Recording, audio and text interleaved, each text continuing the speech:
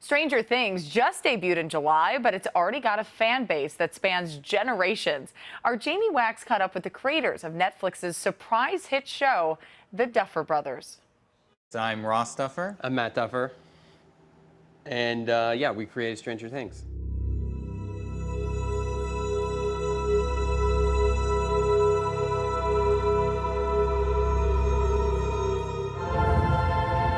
And the girl?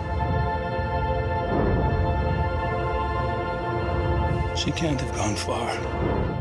Did you have any clue it would be as successful as it's been? We knew a certain audience it would appeal to. We knew it would appeal, or thought it would appeal to the people who grew up like us loving these movies from the 80s. And then what we were hoping and praying was that it would also work for a newer, younger generation. You know, I think one of the reasons Stranger Things worked is there were a lot of people we were able to bring in who we felt are very talented, who were also inspired by the same films that we were, so we were all speaking the same language. And then, you know, you kind of trust them to do their thing, and you let them go. And so, and then that ended up, that made it really, really fun. The show was a huge chance. They were taking a huge chance on us. It was there was nothing sexy about the project. Did you know when you signed on that you were in for this wild one-year ride? Well, Netflix, I mean, we knew the minute Netflix was interested because they move fast. Even most places, whether it's Hollywood studios or the other networks, they take more time. Maybe they'll shoot a pilot and then they'll develop it. But Netflix is just like, you know, to their credit, they bought into this vision and then they were like, let's go. And they supported it all, you know, to the very end.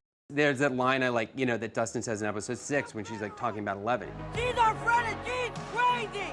And I feel that way about Netflix. Netflix is our friend and she's crazy. No! That didn't come from the troglodytes, no, that came from something else. The Demogorgon! How important is the 80s as a character in Stranger Things and in the storytelling? It's very important, obviously. One of the things that we loved about being able to set it in, that, you know, obviously it is pre-internet, it is pre-cell phone. I think we were the last generation to grow up without the internet. So when we went out with our friends, you know, we grew up in North Carolina, and you know, you would go out and there's tobacco fields, there's a railroad track, and you're wandering around, and your parents have no way of accessing you, and so you could become lost, and you could, you know, you feel like you're going to get find yourself on this, you know, treasure map. But yeah. So when you find yourself on some sort of incredible journey, and I think that the Goonies scenario of we're gonna find a treasure map and we're gonna find a pirate ship. I mean, it feels actually within the realm of possibility when you're that young, which is why those movies resonated with us so much, because you could really see yourself. When I saw the Goonies for the first time, I was like, it felt like you were with those kids on, because they felt like us, they felt like our friends. And so that's something that was really important to us, that that it's really hard to write that now when, you know, it's a very different experience now when you're growing up. And, you know, I like that when these kids went off looking for their friends, it really felt like they could be in danger. There's no parent tracking them. Well, let's talk about that inspiration. Yeah. In many ways, Stranger Things is like a tale of two Stevens, Steven Spielberg and Stephen King. Yeah. You have gotten praise actually from the ones you were paying tribute. Yeah. Stephen King actually said that this was pure fun, gave it an A+, must see. Later said it was like watching his greatest hits in a very complimentary way. Yeah. How does that feel that the people you were paying homage to actually dig what you do? It's just incredible. It's hard to believe. And I remember the first Stephen King tweet came out right before we had our premiere, and it was just, I mean, Matt and I could barely function that night because we're just blown away. And then, well, Stephen King tweeted also before it had become anything. You know what I mean? So that really affected me in a major way. But to have people who we really look up to and we respect, and we wanted to pay homage to their work. We still wanted it to feel, you know, unique to us, and we just wanted to be inspired and respectful of their work, but also, and you know, we were very much inspired by it. But to have them reach out to us is like very surreal.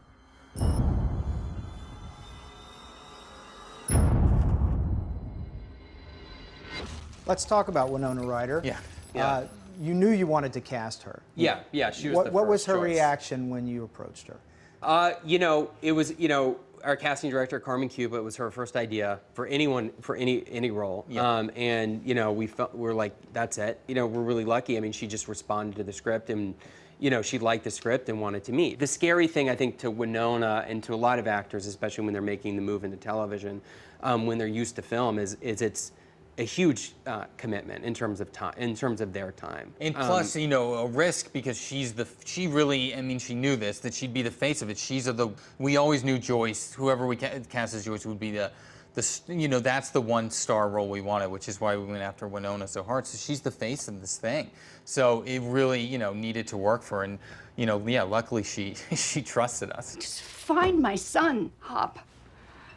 Find him.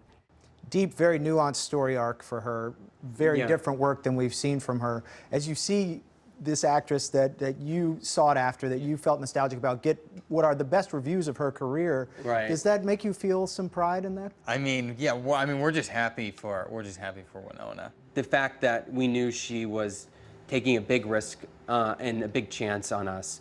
And she's really, without her, I don't think the show would have broken through the way it did. So we were really relying on her. So I'm just glad that the show has also been really good for her and that she's thrilled with the response. She's overwhelmed by it. I want to ask you about what's arguably the most crucial casting for this series. Yeah.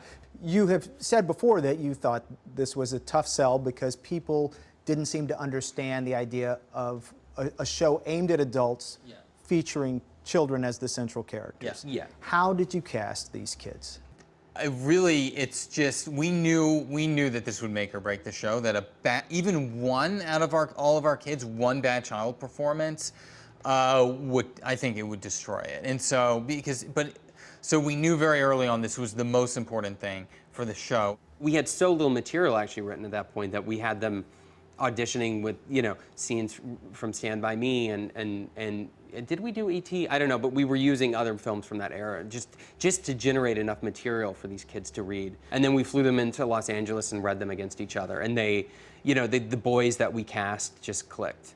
And now they're really great friends. Shut up. You don't even have to watch the full auditions because you know within 3 seconds. It's like at 3 seconds you turn them off. And then you go to the next and you go to the next. And then every once in a while you see a tape and there's something so true and authentic about it and you want to keep watching that kid. For instance, Gayton, who plays Dustin, we more or less cast him off the first tape. There was something, it was like, this kid is magical.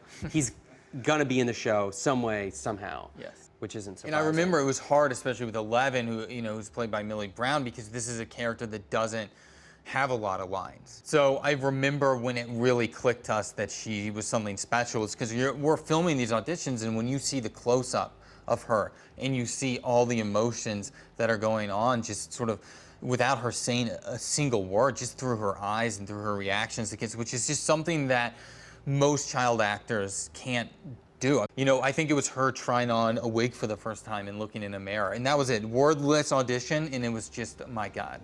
This girl is something special. It was awesome. Yeah.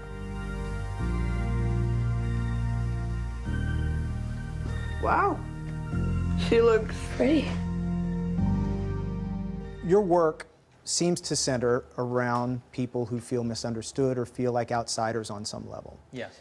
Does growing up as twins identify something in yourselves that way? Well, yeah, it's so funny because everyone goes, "Oh, I wish I had a twin." And I was like, we really didn't want to be twins because we were really shy, and then it draws a lot of attention to you, especially when you're really young and you're like, "Oh, it's so cute," and I hated it. You just wanted to be left alone. But you do feel a little bit like a weirdo. It's not like you have superpowers, but you have something that is different from everyone else. And so I do think with all of our kids, we wanted to make them, even in Jonathan and whatever, that these are people that aren't quite fitting in the world. And I think what we wanted to try to say is actually it's better. It's better to be different in this world than just be the same as everyone else. That's boring. That's your superpower. That's your superpower. That you don't fit in. Who are you in trouble with?